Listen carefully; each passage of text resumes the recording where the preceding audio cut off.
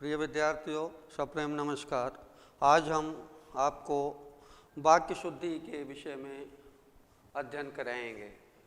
वाक्य में जिस तरह से 9th में आपको हमने पढ़ाया था कि वर्तनी की अशुद्धि दूर करनी थी, शब्द शुद्धिकरण कराया था, मतलब अशुद्धि जो स्पेलिंग मिस्टेक होती थी उसको शुद्ध लिखना था। इसी तरह से वाक्य जिस तरह वर्तनी की शुद्धि का बहुत महत्व होता है, उसी प्रकार से वाक्य की शुद्धि का बहुत ही महत्व होता है। वाक्य में कर्ता के साथ गलत क्रिया आ जाती है, या कुछ अनावश्यक शब्द आ जाते हैं, अनुपयुक्त शब्द आ जाते हैं, या उसके साथ विशेषण गलत लगा दिया जाता है, या फिर उसके साथ सर्वनाम की अशुद्धि हो जाती है, तो उसमें क्या है, वाक्य की अशुद्धि हो जाती है। इससे भाषा का सौंदर्य जो है वो नष्ट हो जाता है। तो वाक्य में किस किस प्रकार की अशुद्धि होती है उसके कुछ नियम हैं, वो मैं आपको समझाऊंगा। सबसे पहले क्या है, अनावश्यक शब्द आने के कारण वाक्य अशुद्ध हो जाता है। अनावश्यक शब्द के कारण नंबर 1 है अनावश्यक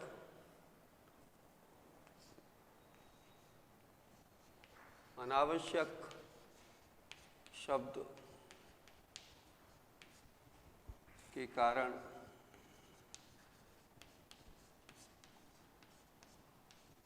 अशुद्धि। अनावश्यक शब्द के कारण अशुद्धि हो जाती है। अनावश्यक शब्द क्या होता है, जिसकी आवश्यकता नहीं है वो भी वाक्य में आ जाता है, तो उससे अशुद्धि हो जाती है। जैसे कुछ उदाहरण, एक ही शब्द बार बार एक ही मतलब वाक्य में प्रयोग किया जाता है तो वहाँ अशुद्धि हो जाती है। तो एक शब्द को हटा करके आवश्यक शब्द का प्रयोग करने पर उस वाक्य का शुद्धकरण किया जाता है, शुद्धिकरण किया जाता है। कुछ अशुद्ध वाक्य लिखूंगा इधर, उसके बाद उधर शुद्ध वाक्य। उदाहरण देखेंगे आप, अशुद्ध वाक्य, इधर शुद्ध वाक्य।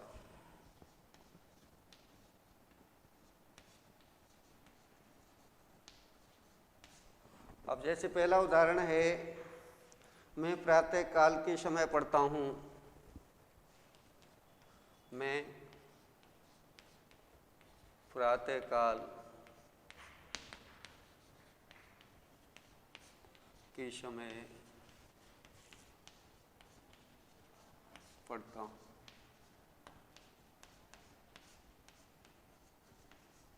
अब मैं प्रातः काल के समय पढ़ता हूँ, काल का भी अर्थ समय होता है और समय भी लिख दिया। एक ही शब्द दो बार आ रहा है, इसको शुद्ध करने के लिए या तो काल हटाओ या समय हटाओ। तो आप इसको शुद्ध करेंगे, मैं प्रातः काल पढ़ता हूँ। मैं प्रातः काल पढ़ता हूँ।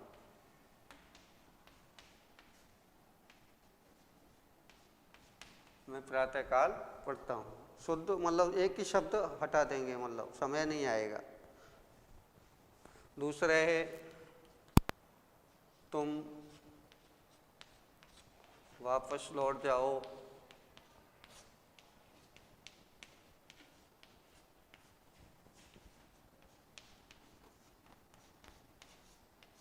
अब इसमें भी एक ही शब्द दो बार आ रहा है, वापस भी वही और लौट भी जाई जाता है। तो एक शब्द का प्रयोग करेंगे, तुम वापस जाओ। इसको तुम वापस जाओ, इस तरह से शुद्ध होगा।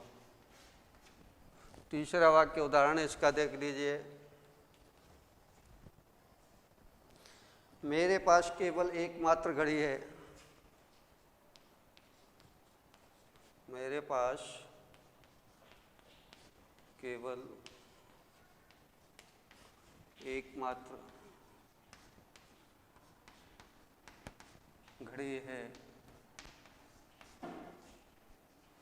अब इसमें भी एक ही शब्द का मात्र भी लगा दिया, एक भी लगा दिया, तो मेरे पास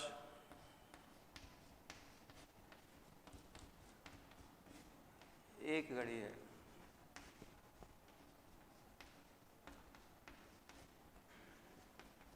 एक घड़ी है।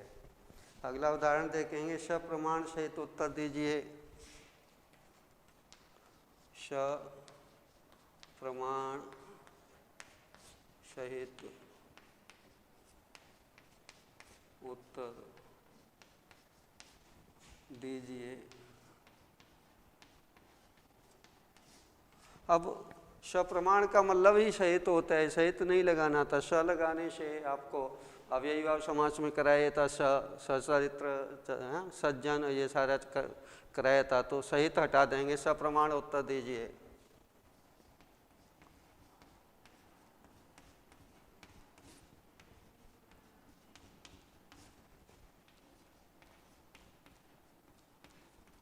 सप्रमाण उत्तर दीजिए। शायद आज वर्षा अवश्य होगी।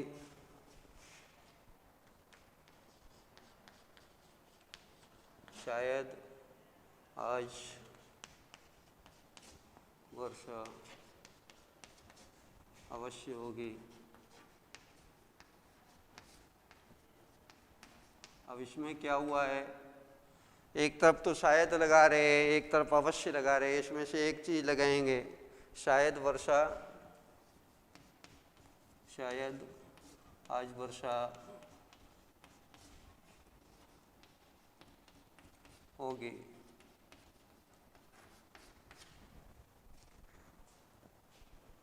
कृपया शीघ्र उत्तर देने की कृपा करें।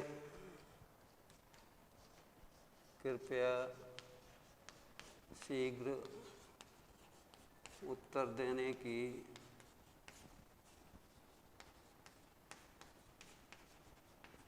कृपा करें। अब कृपया, उधर भी कृपा भी लगा दिया, एक ही लगाना है। कृपया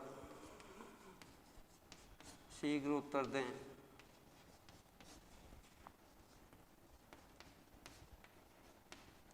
तो एक ही शब्द बार बार प्रयोग करने पर क्या होता है, अशुद्धिकरण आ जाता है। ये पहला पॉइंट था। अब दूसरा इसका जो नियम है वो देखेंगे। अनावश्यक शब्द आ जाने पर भी वाक्य शुद्ध हो जाता है।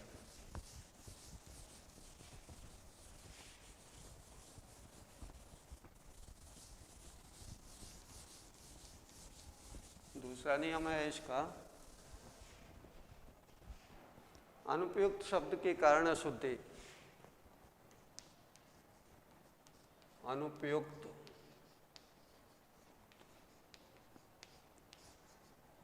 शब्द के कारण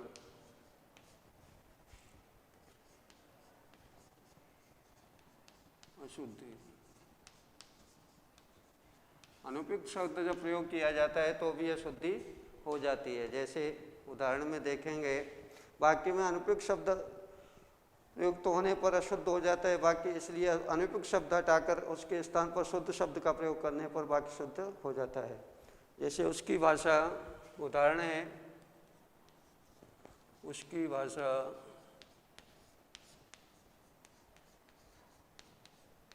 देवनागरी है। अब आप लोग जानते हैं ये अशुद्ध वाक्य है। अशुद्ध वाक्य, इधर शुद्ध लिखेंगे हम कि भाषा जो है वो देवनागरी नहीं होती है। देवनागरी क्या होती है, लिपि होती है। क्या होती है, लिपि होती है। तो उसकी लिपि देवनागरी है। उसकी लिपि देवनागरी है। हिंदी और संस्कृत जो भाषा है हिंदी, लिपि है देवनागरी। संस्कृत की भी देवनागरी है लिपि, और वो भाषा संस्कृत या हिंदी होती है, लिपि होती है देवनागरी। कोहिनूर एक अमूल्य हीरे है। कोहिनूर एक अमूल्य हीरा है। अमूल्य जिसकी कोई कीमत ना हो, अर्थात कोहिनूर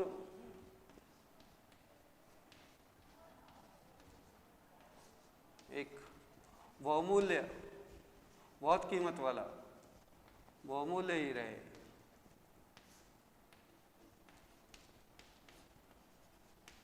बहुमूल्य हीरा है। कोहिनूर जो है एक बहुमूल्य हीरा है। वह दही जमा रही है, वह दही जमा रही है।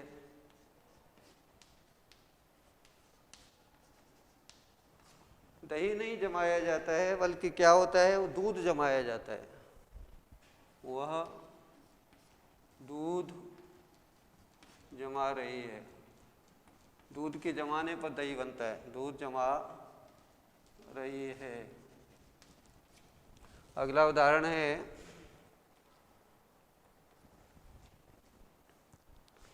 विख्यात आतंकवादी मारा गया।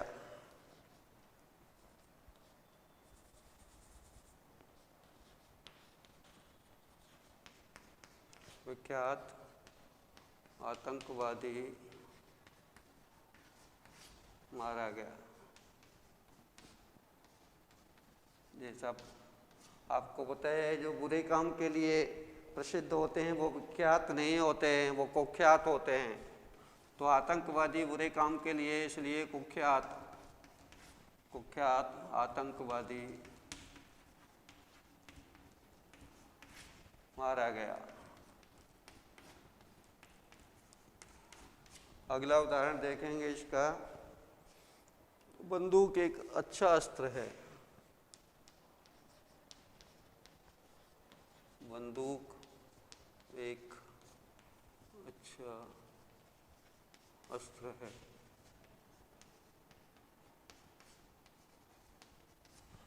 बंदूक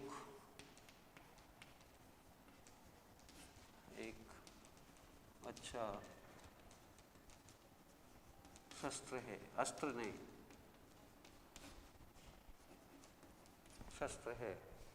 अस्त्र और शस्त्र में आपको अंतर बताया हुआ है। तो ये जो है अनुपयुक्त शब्दों के कारण भी इसमें क्या हो जाता है, अशुद्धियाँ आ जाती हैं। तीसरा पॉइंट है, लिंग संबंधी अशुद्धियाँ आ जाती हैं कई बार। तीसरा है लिंग संबंधी अशुद्धियाँ। लिंग संबंधी अशुद्धियाँ तीसरा पॉइंट है हमारा। लिंग परिवर्तित करने पर भी अशुद्ध हो जाता है वाक्य जो है।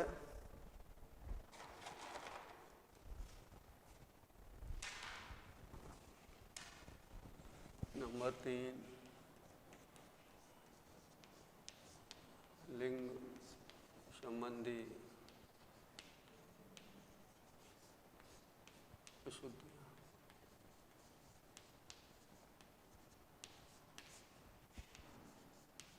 कई बार वाक्य में गलत लिंग प्रयोग करने पर अशुद्धि हो जाती है, तो उसको सही लिंग का प्रयोग करके वाक्य को शुद्ध किया जाता है। जैसे अशुद्ध वाक्य,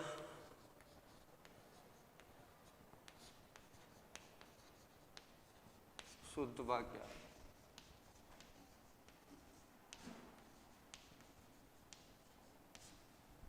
पहला उदाहरण है, बेटी पराए घर का धन होता है। बेटी पराए घर का धन होता है। यह वाक्य अशुद्ध है। शुद्ध क्या होगा, बेटी पराए घर का धन होती है। बेटी पराए घर का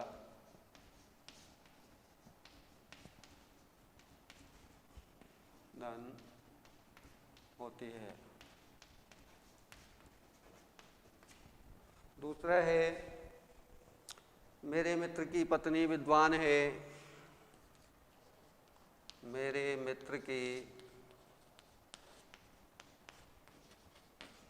पत्नी विद्वान है। अब स्त्रीलिंग जब होते हैं तो विद्वान नहीं होते। मेरे मित्र की पत्नी क्या लिखेंगे, विदुषी है। विदुषी है। विद्वान का जो स्त्रीलिंग में आता है तो विदुषी होता है। आत्मा अमर होता है।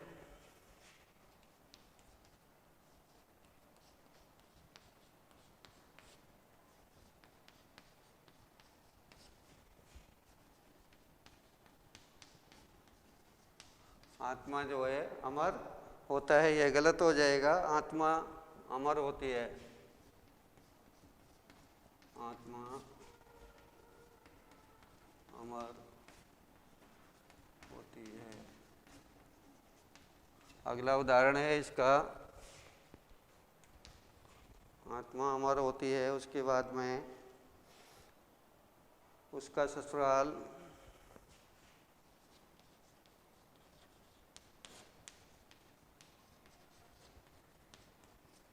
जयपुर में है।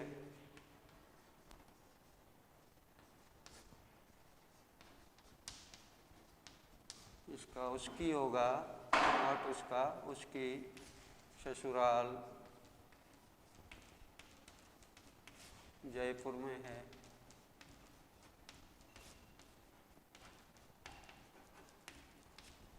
एक उदाहरण और देख लेंगे इसका, पांचवा। मीरा एक प्रसिद्ध कवि हैं। मीरा एक प्रसिद्ध कवि हैं। मीरा एक प्रसिद्ध कवि का क्या स्त्रीलिंग में हो जाएगा? कवित्री हैं। कवित्री हैं। तो गलत लिंग का प्रयोग करने पर भी अशुद्धियाँ आ जाती हैं। पराय धन का धन होती है, यहाँ होता लगा दिया इसलिए पुल्लिंग स्त्रीलिंग बनाया। विद्वान का विदुषी, आत्मा अमर होती है, उसकी, यहाँ कवि का कवित्री लिखना था। तो चौथा जो है वचन संबंधी अशुद्धियाँ हो जाती हैं। ये लिंग संबंधी अशुद्धियाँ थी, उसके बाद चौथा है वचन संबंधी अशुद्धियाँ भी हो जाती हैं। एक वचन की जगह बहुवचन का प्रयोग कर देते हैं। कहीं बहुवचन का प्रयोग करना था, वहाँ एक वचन का प्रयोग कर देते हैं, तो अशुद्धि हो जाती है। वचन संबंधी अशुद्धियाँ। नंबर 4, वचन संबंधी अशुद्धियाँ।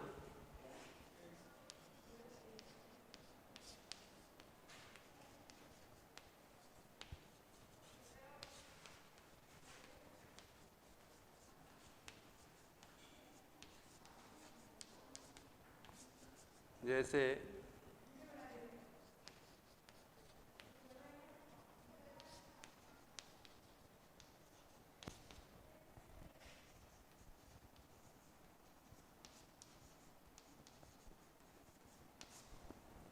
उदाहरण में देखेंगे, हिंदी में कुछ शब्द सदैव ही बहुवचन में प्रयुक्त होते हैं, उनका उचित बोध न होने पर उसमें अशुद्धि आ जाती है। जैसे हिमालय पर्वत का राजा है। हिमालय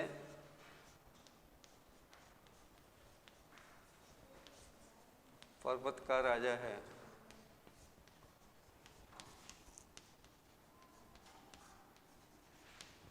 अब पर्वत एक का राजा थोड़ी है, यहाँ पर्वतों का होगा। हिमालय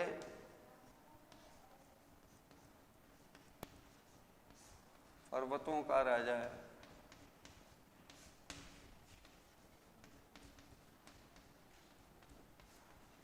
हिमालय पर्वतों का राजा है। दूसरा उदाहरण देख लो, किन्हीं दो पर टिप्पणी लिखो। किन्हीं दो पर टिप्पणी लिखो। तो किन्हीं दो पर टिप्पणियाँ, टिप्पणी का बहुवचन टिप्पणियाँ, टिप्पणियाँ लिखो। किन्हीं दो पर टिप्पणियाँ लिखो। किन्हीं दो पर टिप्पणियाँ लिखो। ये मेरा हस्ताक्षर है, यह मेरा हस्ताक्षर है, हस्ताक्षर सिग्नेचर। ये हमेशा बहुवचन में आता है, ये मेरे हस्ताक्षर हैं,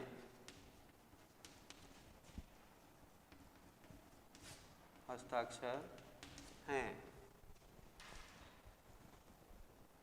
ये मेरे, अभी 3 बजा है,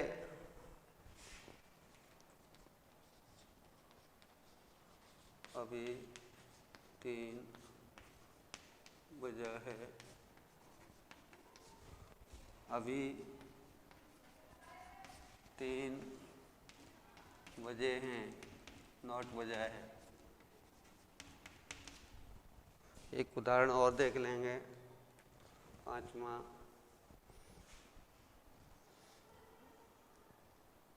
आज आपका दर्शन हो गया,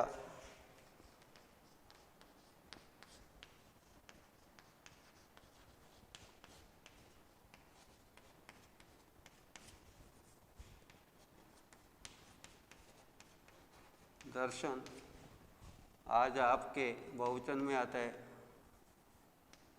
आज आपके दर्शन हो गए।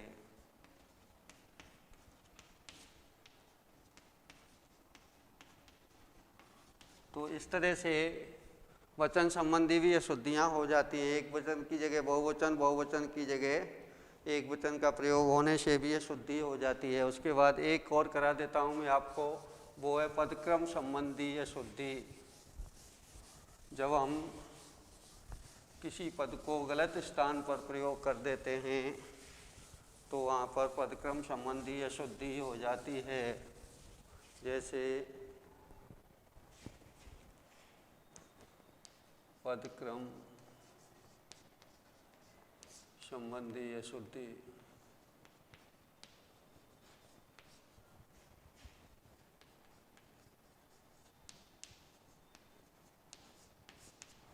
गलत पदों का प्रयोग करने पर वाक्य में अशुद्धि हो जाती है, इसलिए सही प्रयोग तो करना चाहिए पदों का।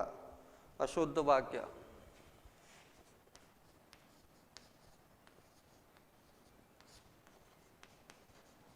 शुद्ध वाक्य।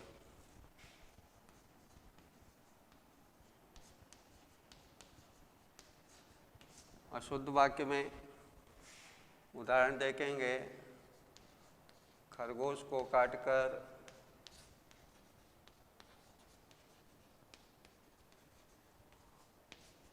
गाजर खिलाओ,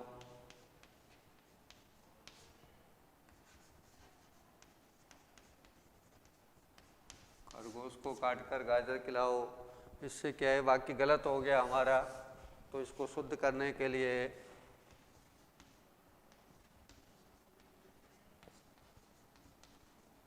क्या करेंगे, पदक्रम बदलेंगे। खरगोश को गाजर काट कर खिलाओ, गाजर काट कर खिलाओ। नहीं तो पहले क्या था, पहले खरगोश को काट लो फिर गाजर खिलाओ, अर्थ का अनर्थ हो रहा था। दूसरा वाक्य है, बच्चे को धोकर फल खिलाओ,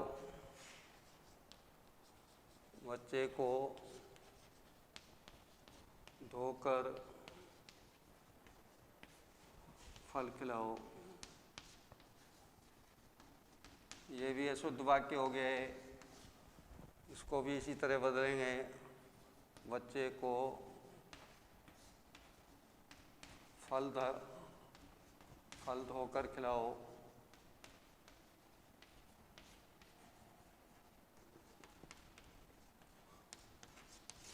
फल को धोना है, बच्चे को नहीं धोना है, ये ध्यान रखना है।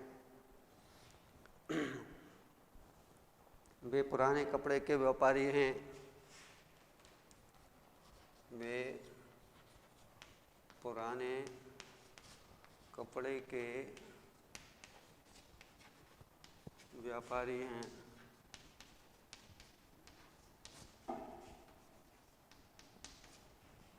वे पुराने कपड़े के व्यापारी हैं, ये भी गलत है। वे कपड़े के पुराने व्यापारी हैं, बहुत लंबे समय से कपड़ा बेचते हैं।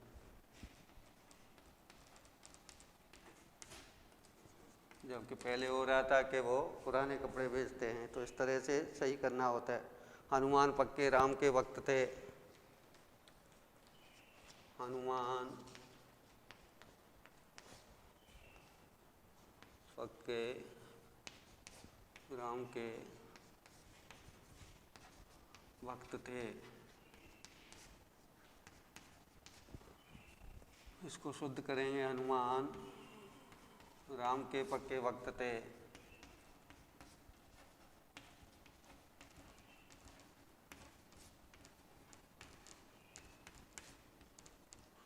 तो ये आज मैंने आपके लिए 5 तरह की अशुद्धियाँ कराई।